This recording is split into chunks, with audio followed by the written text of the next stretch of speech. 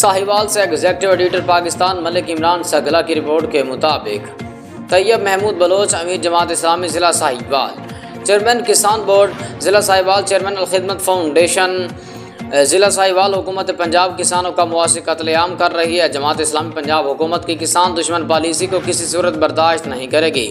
इस सिलसिले में आज 30 अप्रैल को जमात इस्लामी किसानों के साथ मिलकर पंजाब भर के शाहराहों पर शदीद एहतजाज कर रही है। हुकूमत ने इमदादी कीमत 3900 रुपये मुकर्रर की, जबकि इस निर्फ पर भी गंदम खरीदी नहीं जा रही। इन ख्यालात का इज़हार अमीर जमात इस्लामी ज़िला साहिवाल ने मीडिया से बातचीत करते हुए किया। इस मौके पर मिर्ज़ा आतिफ, राना ज़ाहिद, फ़ारूक, रफ़ीक रशीद, कारी शबीर अहमद, अब्दुल्ला, अफजल बलोच, समर बलोच, वासिक रशीद, सैफुल्ला, खालिद चौधरी, जावेद इकबाल, इरफान गादी चौधरी, उस्मान, तलहा बिन जवेद, रहमतुल्ला भट्टू, शाहिद लशारी, साजिद बलोच, कमर बलोच, राना उसामा व दीगर भी मौजूद थे। उन्होंने कहा कि पंजाब में गंदम की सरकारी खरीदारी कम होने की वजह से अनाज मंडियों में फ़ी मन 3000 रुपये मन तक हो गई है।